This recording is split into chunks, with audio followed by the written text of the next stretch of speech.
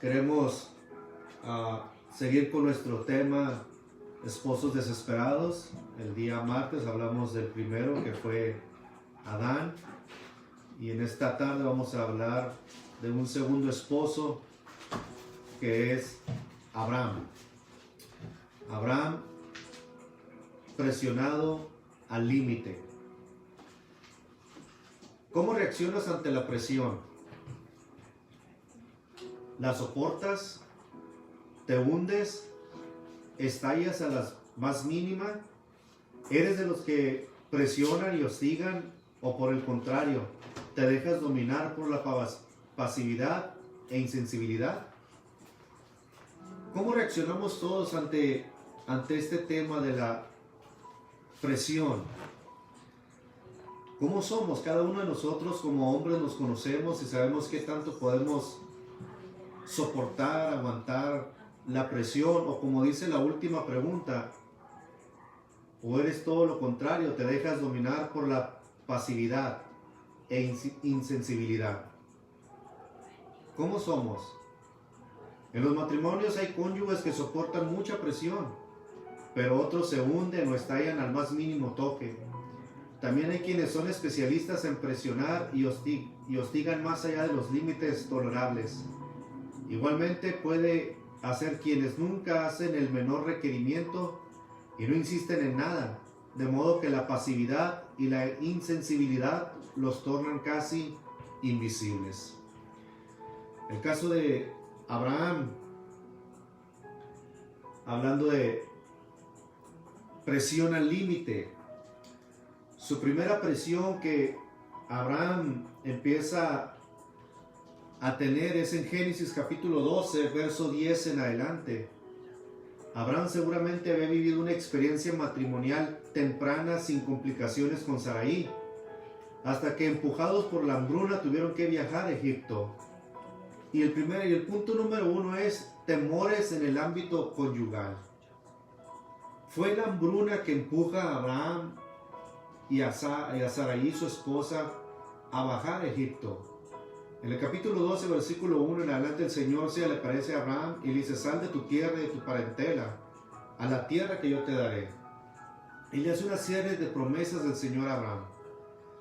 Abraham obedece y sale de su tierra, y llega un momento en que este hombre rico, llega la hambruna a todo el mundo conocido en aquel tiempo, y desciende a Egipto.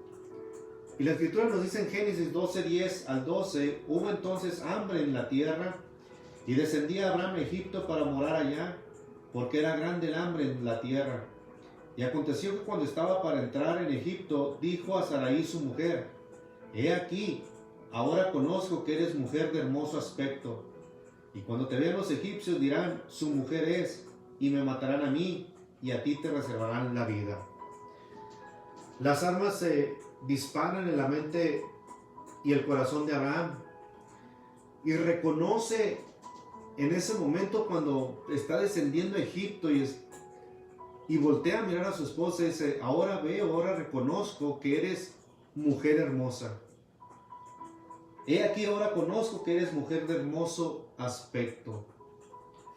Qué delicado es este tema o este versículo, que va pasando el tiempo en nuestro matrimonio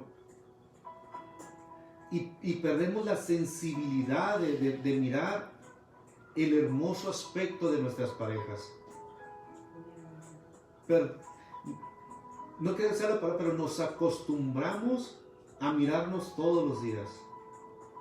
Ya no nos miramos como los novios que fuimos hace algún tiempo, sino que ya nos acostumbramos a estarnos mirando y mirando.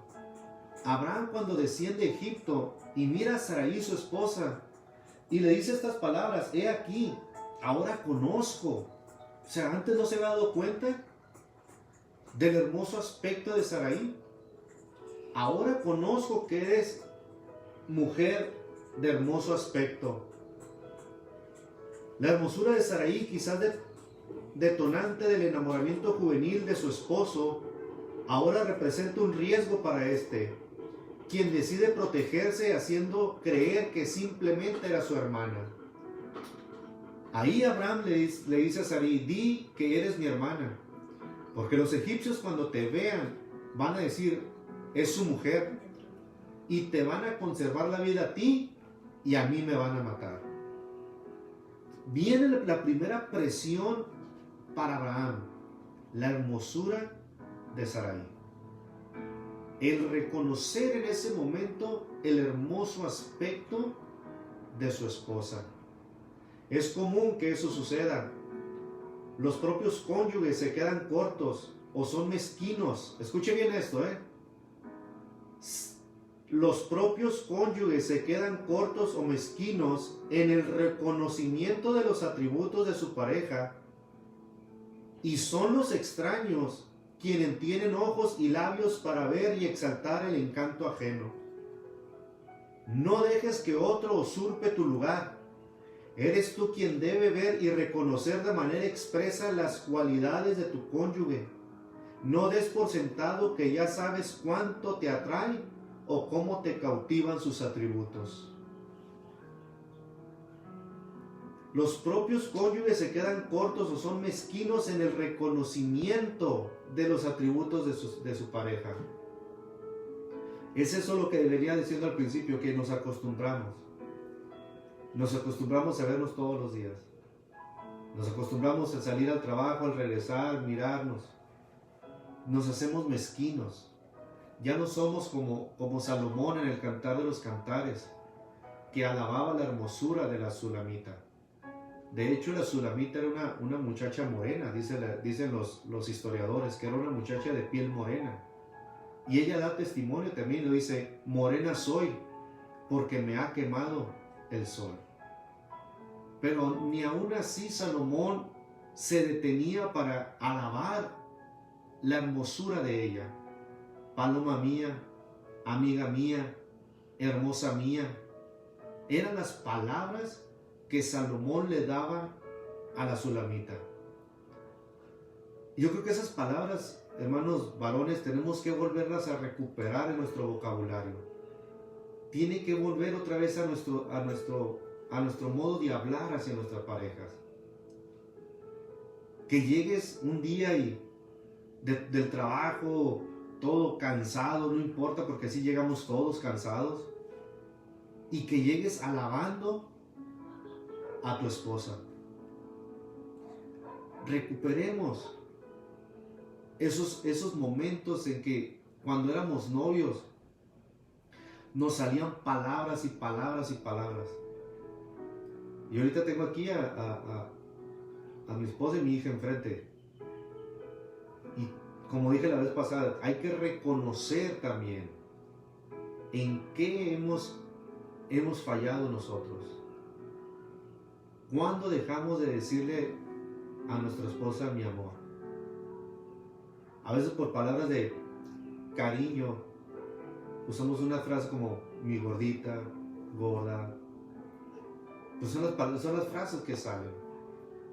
Pero yo te invito y me invito a mí mismo a tomar ese vocabulario bíblico de Salomón. Hermosa mía, paloma mía, amiga mía. Que seas tú el que reconozca el hermoso aspecto de tu cónyuge.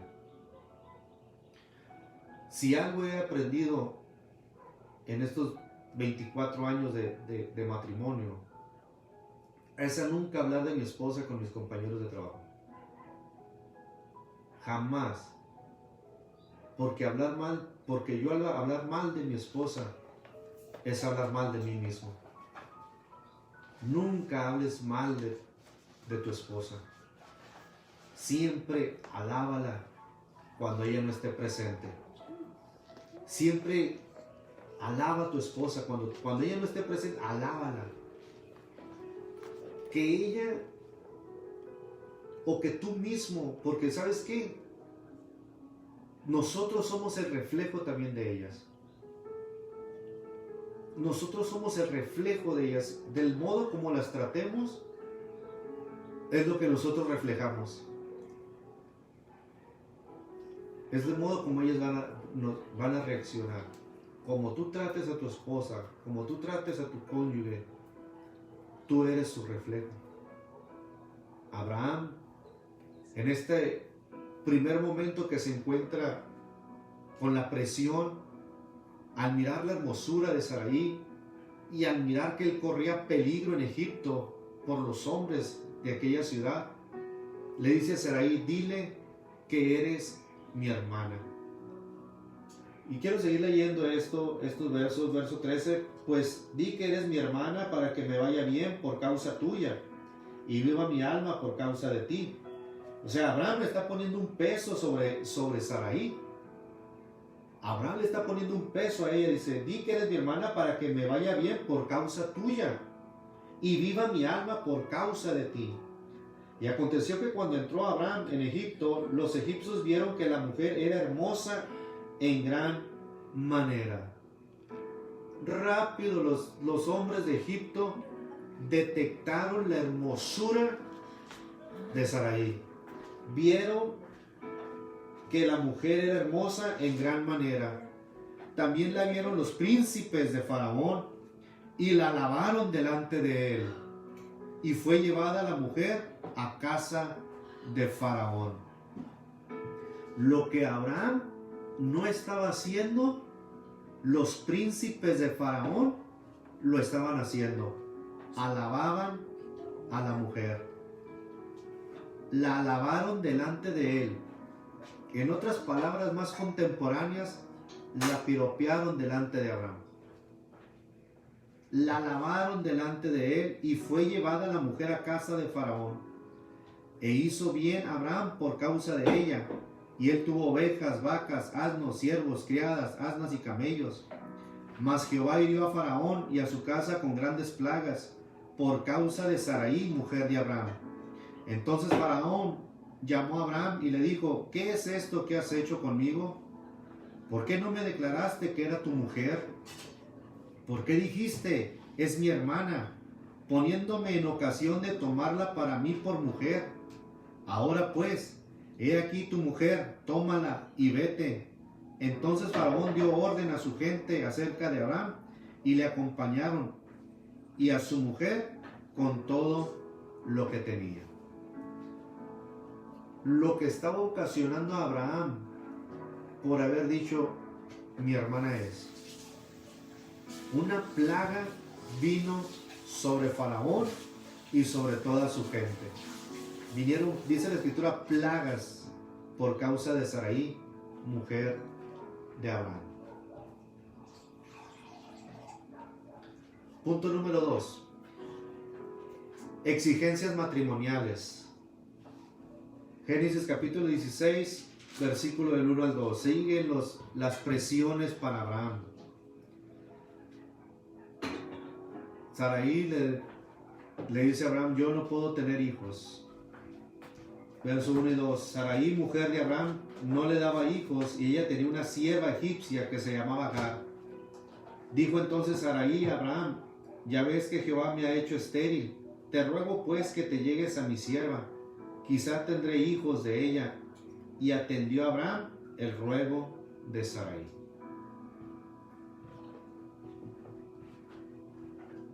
Un cónyuge extremadamente exigente puede orillar al fracaso familiar, igual que una pareja demasiado complaciente puede en la ligereza precipitar su matrimonio al fracaso.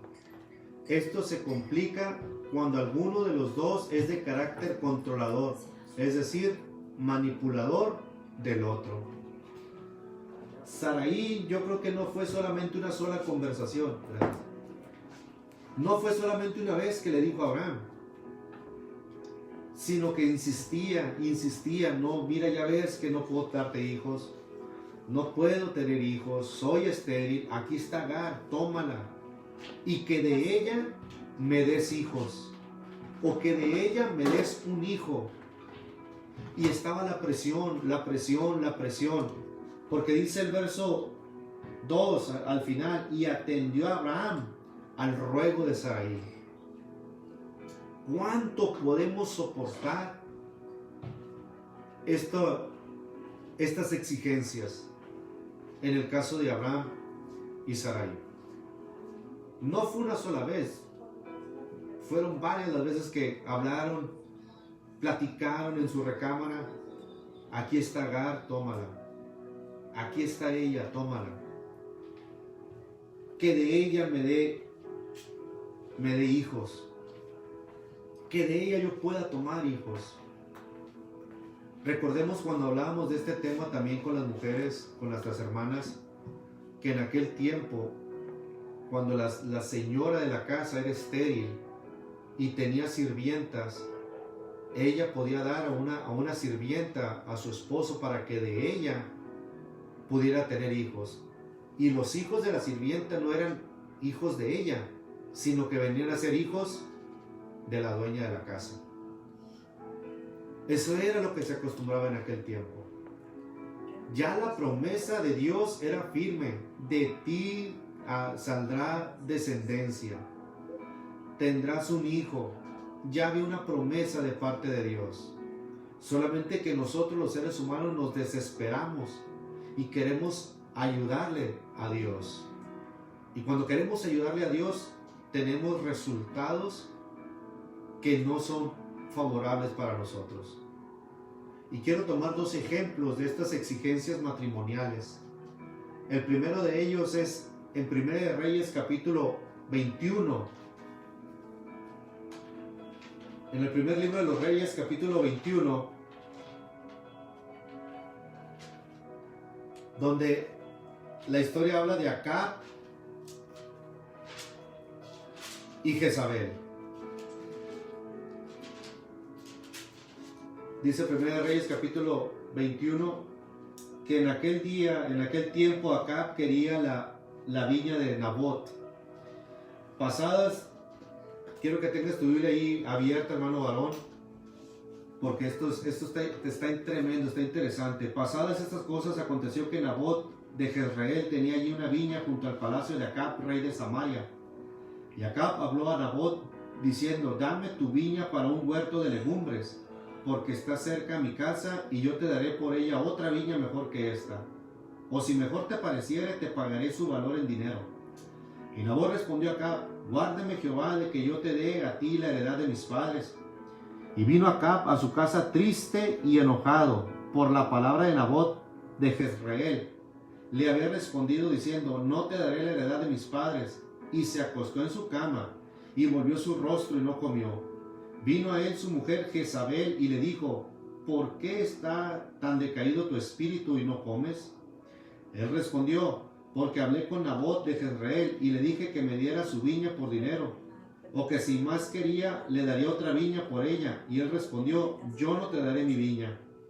Y su mujer Jezabel le dijo: ¿eres tú ahora rey sobre Israel?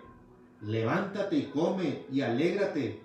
Escuche esta palabra de Jezabel: yo te daré la viña de Nabot de Jezreel. Cuando Acab regresa a su casa, dice el verso 4 que regresó triste y enojado, que no comió y volvió su rostro. Se acostó en su cama, volvió su rostro y no comió. Podemos mirar aquí a un marido niño, a un hombre, a un rey de Israel, todavía con sentimentalismo, con apariencia de niño. Porque la mujer Jezabel le dice: ¿eres tú rey de Israel?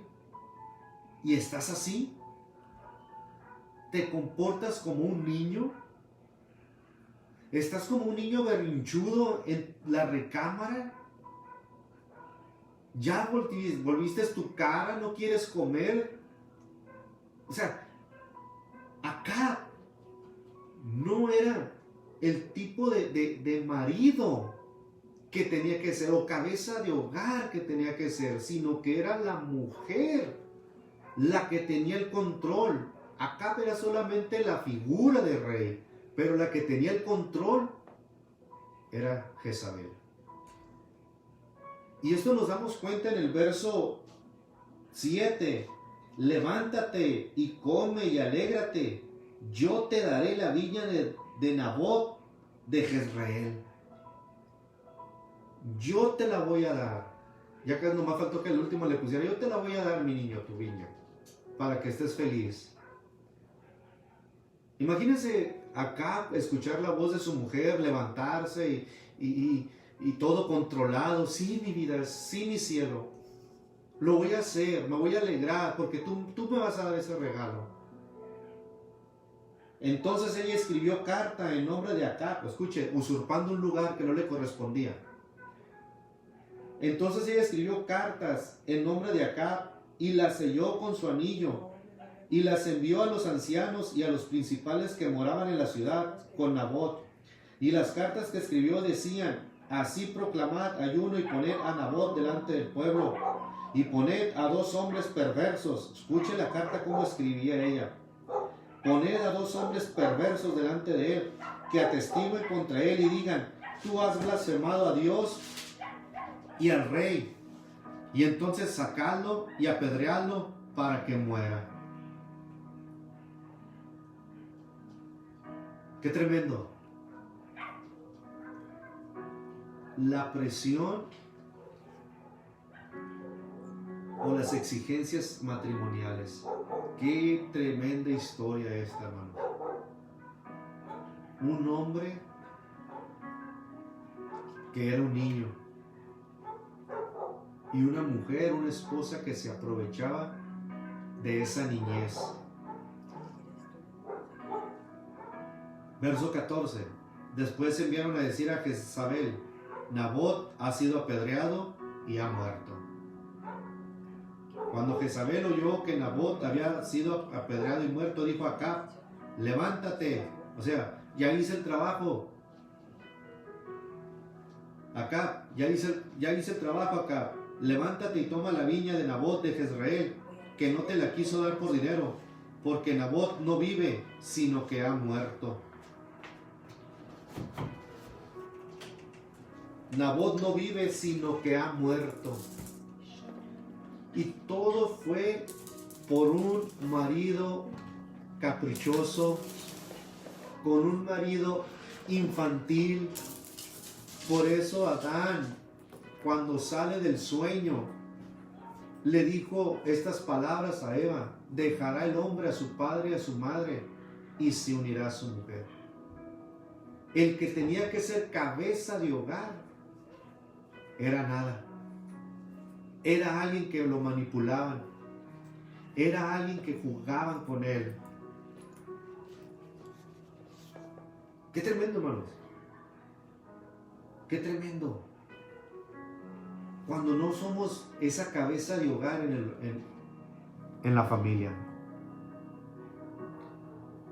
Acab tuvo que actuar su esposa para que él tuviera la viña de Nabot. El segundo ejemplo que quiero dar está en Génesis capítulo 39. Miramos a un jovencito, José, vendido en Egipto, trabajando en la casa de Potifar. Y miramos a la esposa de Potifar mirando a José con ojos de deseo. Llevado pues José a Egipto, Potifar, oficial de Faraón, capitán de la guardia, varón egipcio, lo compró de los ismaelitas que lo habían llevado allá. Mas Jehová estaba con José y fue varón próspero y estaba en la casa de su amo el egipcio. Y vio su amo que Jehová estaba con él y que todo lo que él hacía, Jehová lo hacía prosperar en su mano. Así halló José gracia en sus ojos y le servía. Y él le hizo mayordomo de su casa y entregó en su poder todo lo que tenía. Y aconteció que desde cuando le dio el encargo de su casa y todo lo que tenía, Jehová bendijo la casa del egipcio a causa de José. Y la bendición de Jehová estaba sobre todo lo que tenía, así en casa como en el campo. Y dejó todo lo que tenía en mano de José, y con él no se preocupaba de cosa alguna, sino del pan que comía. Y era José de hermoso semblante y bella presencia. Aconteció después de esto que la mujer de su amo puso sus ojos en José y dijo: duerme conmigo.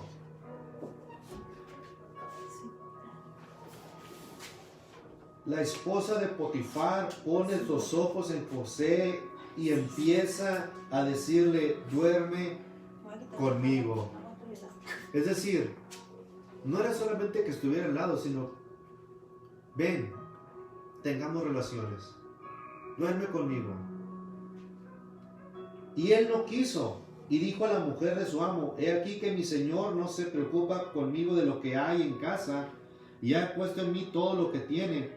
No hay otro mayor que yo en esta casa, y ninguna cosa me ha reservado, sino a ti, por cuanto eres su mujer. ¿Cómo pues haría yo este grande mal y pecaría contra Dios?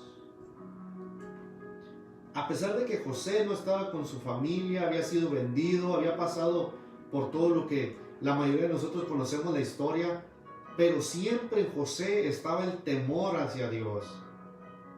¿Cómo voy a hacer yo semejante cosa?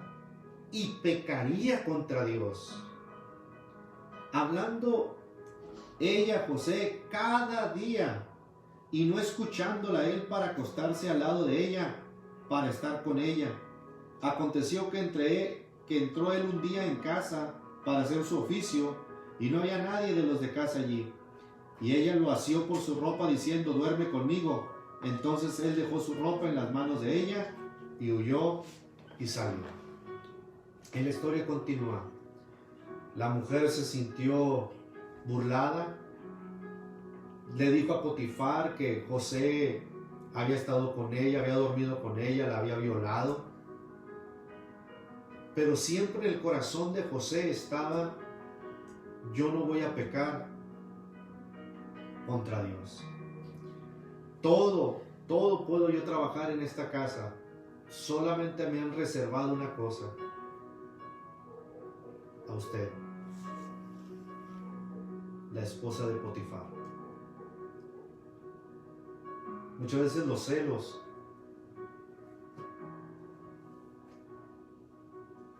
nos hacen perdernos. La Biblia dice: airaos, pero no pequéis. Y más fuerte, dice, y más fuerte que los celos, dice el Cantar de los Cantares, es el amor. Muchos matrimonios y familias deben estar dispuestos a pagar el precio por tomar decisiones correctas.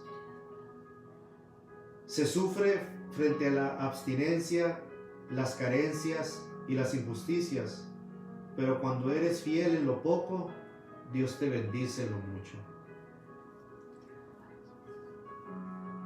Todo matrimonio hemos pasado por carencias, por injusticias, pero dice la palabra del Señor que si en lo poco fuiste fiel, en lo mucho te pondré.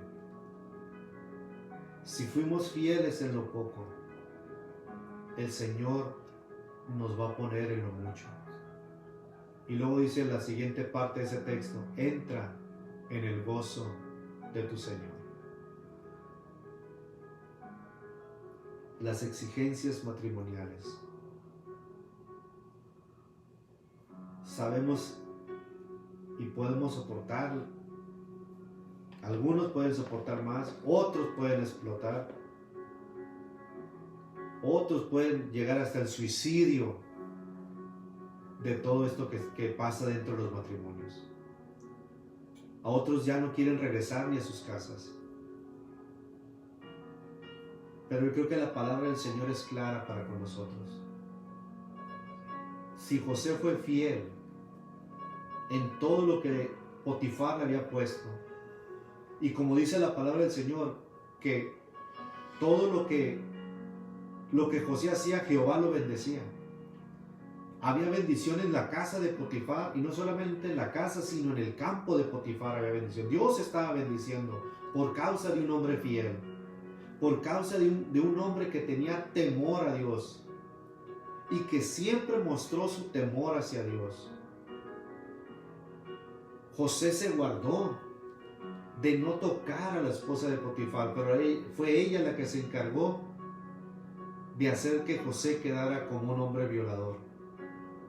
Entró, me violó. Entonces dice el verso 17, entonces le habló ella las mismas palabras diciendo, el siervo hebreo que nos trajiste vino a mí para deshonrarme. Y cuando yo alcé mi voz y grité, él dejó su ropa junto a mí y huyó fuera. Y sucedió que cuando oyó el amo de José las palabras que su mujer le hablaba diciendo, así me ha tratado tu siervo, se encendió su furor. Y tomó su mano a José y lo puso en la cárcel, donde estaban los presos del rey, y estuvo allí en la cárcel. Pero vea el verso 21. Pero Jehová estaba con José. Cuando Dios está con nosotros, Él bendice nuestra casa, Él bendice nuestro trabajo. Y aún así dice la Escritura, Jehová estaba con José y le extendió su misericordia y le dio gracia en los ojos del jefe de la cárcel. Y el jefe de la cárcel entregó en mano de José el cuidado de todos los presos que había en aquella prisión. Todo lo que se hacía ahí, él lo hacía. No necesitaba atender el jefe de la cárcel cosa alguna de las que estaban al cuidado de José, porque Jehová estaba con José y lo que él hacía, Jehová lo prosperaba. Jehová prosperará, el Señor va a prosperar tu fidelidad. No será como en el caso de Acab, que fue Jezabel la que toma el control, toma el mando y dice, yo mañana te voy a dar la viña mañana te la voy a entregar. Y hace el plan malvado de buscar hombres perversos y levantar falso juramento. Por eso uno de los mandamientos del Señor dice, no tomarás el nombre del Señor tu Dios en vano. Y ellos tomaban el nombre del Señor en vano. ¿Cuál era el propósito? Quedarse con una viña. Matar a un hombre por una viña. Punto número 3. Malas decisiones. A veces en la presión tomamos decisiones a la ligera. Es tanta la presión que se tiene desde el esposo a la esposa, la esposa al esposo, que tomamos malas decisiones. Con tal de salir de la presión. Yo recuerdo que en los años 80s, 90s había una olla que se llamaba Eco. Y era una olla Presto, algo así. Que la ponía, la tapaba. Y esa olla no permitía que lo que estaba hirviendo se tirara, sino que empezaba a burbujear la parte de arriba de la tapadera. Se empezaba a burbujear, Entonces ya te dabas cuenta, pero no se derramaba nada. Y así hay muchos que están hirviendo de tanta presión, que va a llegar el momento en que alguien tiene que mover poquito la tapadera para que eso que está dentro hirviendo explote.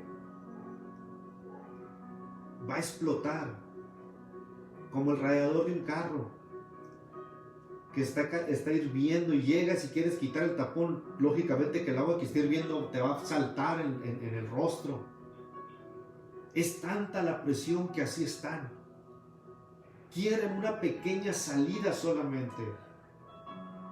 Están siendo presionados. Abraham estaba siendo presionado. No tengo hijos, no puedo tener hijos. Toma Agar. Dice el verso que leíamos hace un momento, atendiendo a Abraham el ruego de Sarai. Abraham toma la decisión entonces de tomar a Agar, acostarse con ella. Dice la escritura que quedó embarazada. Pero, ¿qué pasa más adelante, hermanas, que ustedes tomaron este tema también de Agar? Que cuando ella queda encinta, ya empieza a mirar a Agar a Sarai con desprecio. Ya la tenía en poco. Entonces, el problema que se pretendía solucionar se está agrandando. Ya no solamente es el problema de Abraham con Sarai, sino Abraham, Sarai y Agar. El problema se empieza a crecer. Malas decisiones, malas consecuencias. Con razón el apóstol Pablo advierte que no se engañen, Dios no puede ser burlado. Todo lo que el hombre siembra, eso mismo segará. Abraham pensó, bueno, no, es un hijo, la promesa no viene, quizás en Agar esté la promesa de parte de Dios. Y Sarai, mujer de Abraham, tomó a Agar, su sierva egipcia, al cabo de 10 años que había habitado Abraham en la tierra de Canaán, y la dio por mujer a Abraham su marido. Y él se llegó a ella, la cual concibió, y cuando vio que había concebido, miraba con desprecio a su señora. Entonces Sarai dijo a Abraham, mi afrenta sea sobre ti. O sea, lo que yo estoy pasando sea sobre ti, Abraham. O sea, no solamente la presión que tienes, sino que todavía hasta la afrenta mía sea sobre ti. Yo te di mi sierva por mujer, y viéndose encinta me mira con desprecio. Juzgue Jehová entre tú y yo. Qué tremendo está esto. Sarai ya quitándose la responsabilidad.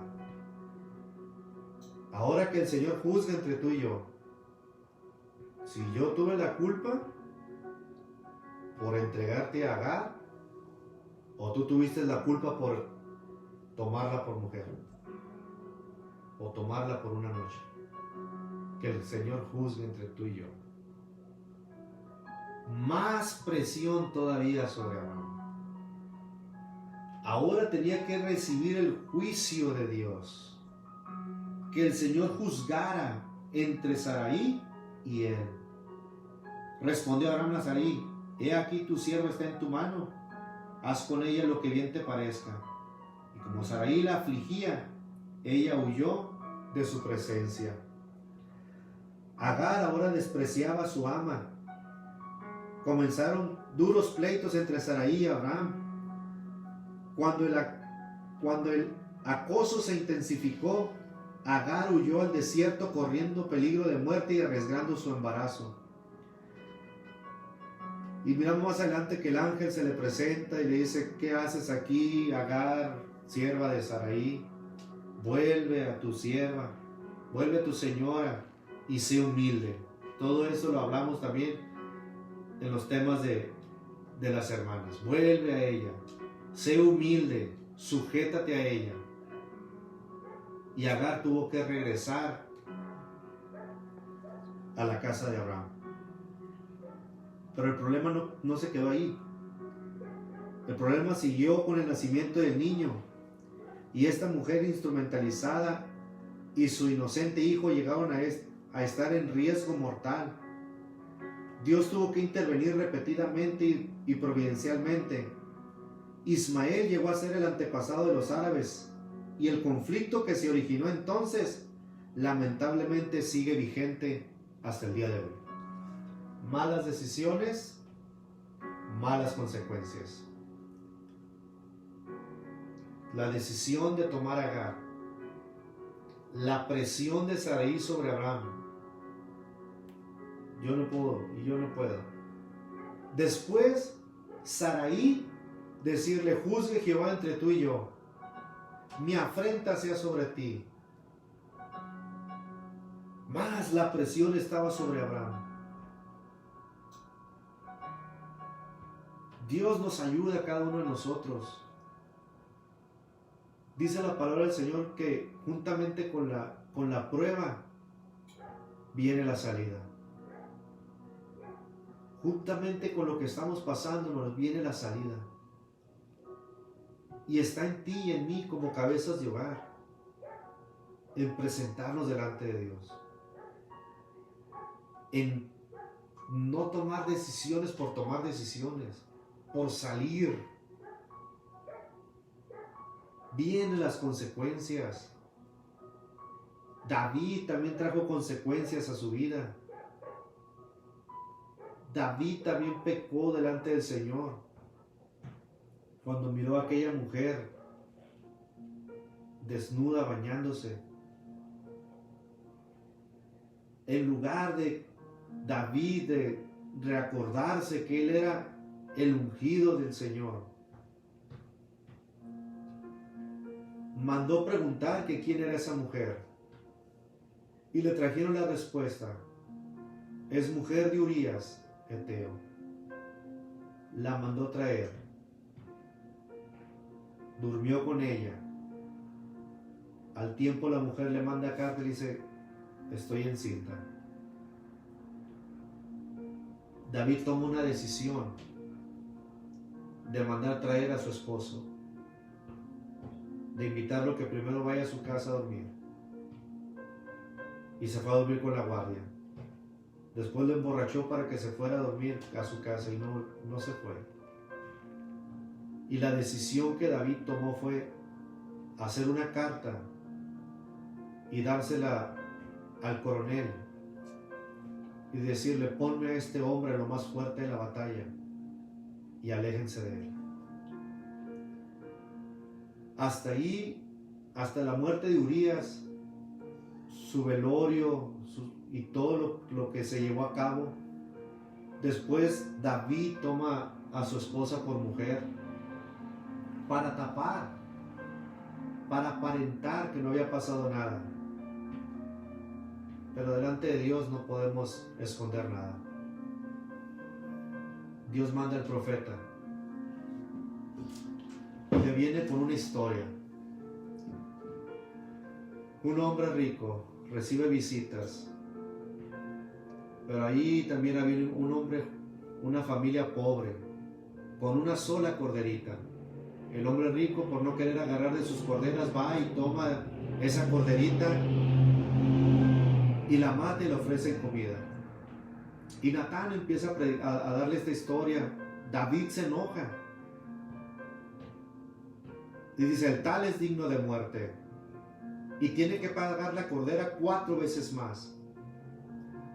Y después de todo esto dice el profeta Natán: ese hombre eres tú. Se da cuenta de las decisiones que tomó y las consecuencias que le van a venir. Porque Dios te ha dado a su pueblo para que tú fueses rey. Te pudo haber multiplicado y poner a tus enemigos debajo de tus pies. Pero por cuanto hiciste esto, la espada jamás será quitada de tu casa. El niño que va a nacer morirá. Pero a ti, David, el Señor te perdona la vida. Decisiones, malas decisiones, malas consecuencias. La historia nos dice más adelante que 4 de sus hijos murieron, porque él fue la palabra que dio. La cordera se tiene que pagar 4 veces. 4 de sus hijos murieron.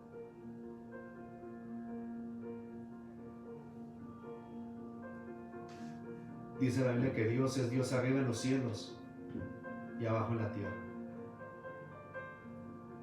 No tomes decisiones por tomarlas. Platica, háblalo, habla con Dios. Hay a veces que Dios te va a dar una palabra, te va a hablar en la mañana, en la noche. Dios habla todavía. Dios habla todavía para que no tomemos una mala decisión. Después también miramos la historia de Isaac, cómo él también, su esposa de un semblante hermoso, baja de Egipto. Y ya el rey de Egipto había tomado a su esposa porque él había dicho también: es mi hermana. Pero Dios le habla en sueños a este hombre y dice, no tomes a esta mujer porque tiene marido. Y Faraón va y le dice, por poco y me provocas a pecar delante de Jehová. Por malas decisiones. Hermanos, no pequemos delante del Señor por tomar una decisión a la ligera. Guardémonos, espera. Paciente, dice la Escritura, pacientemente esperé en Jehová y Él me oyó. Se inclinó a mí y escuchó mi oración. Pacientemente. Espera en el Señor. Esperemos. No nos desesperemos como Saraí y Abraham. Esa decisión llevó a un conflicto que no terminó en su tiempo, sino que sigue todavía. El conflicto de los árabes en contra del pueblo de Israel. Hasta el día de hoy.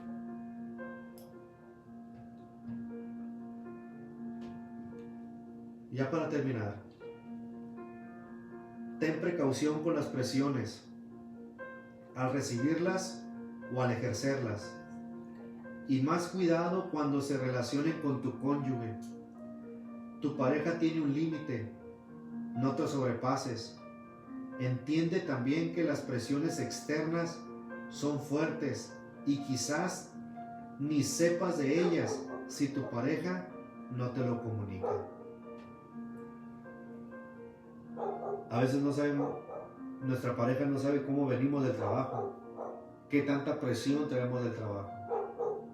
¿Y por qué no lo saben? Porque no lo hablamos, no lo decimos, somos reservados.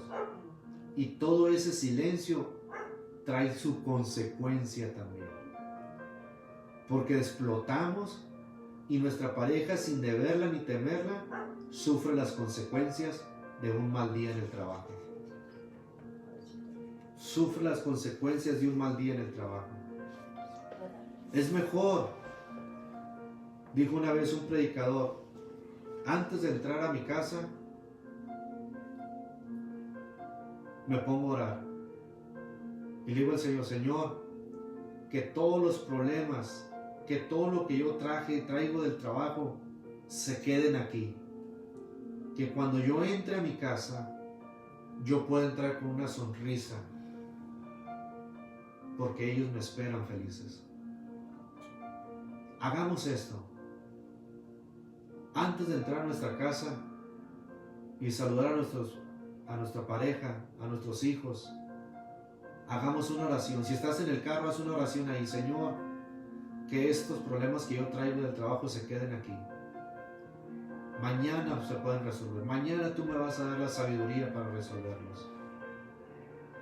Y no que llegues y te quieren recibir bien, te quieren recibir con un aplauso y quítate, no, ni quiero verte, vengo mal. No, nuestra familia no tiene ninguna culpa de cómo nosotros llegamos a la casa. Llega con una sonrisa, hermano. Varón, cansado, enfadado, presionado, pero llega con una sonrisa a tu hogar. Llega con una sonrisa para con tu esposa.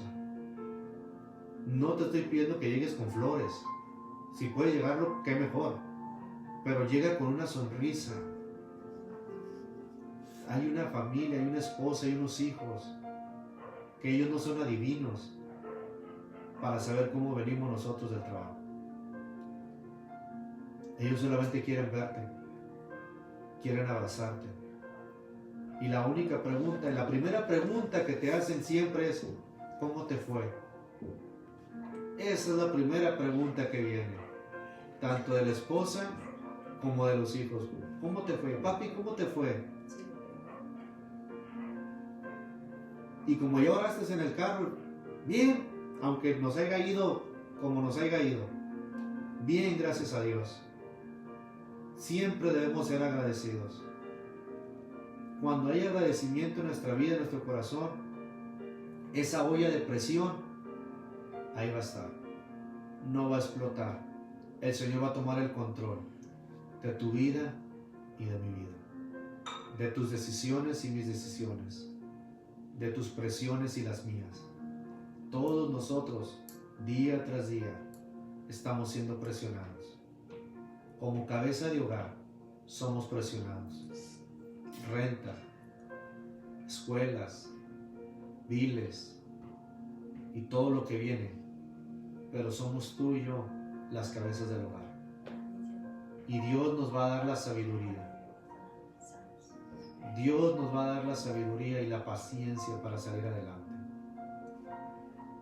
Yo quiero que Dios bendiga tu vida. Yo quiero que Dios bendiga tu matrimonio. Yo quiero que Dios bendiga como Dios bendijo a José. En la casa de Potifar y en la cárcel, Dios estaba con él. Siempre tendremos presiones. Las presiones no van a terminar hoy, mañana. Siempre tendremos presiones. Siempre, siempre, siempre va a estar la presión, la presión, la presión. Pero sabemos descansar en Dios. Aprendamos a descansar en Dios también. Y aprendamos a hacer una oración antes de entrar a nuestra casa. Para que el Señor te siga bendiciendo. Bendiga tu vida. Bendiga tu casa. Y bendiga tu trabajo. En el nombre de Jesucristo.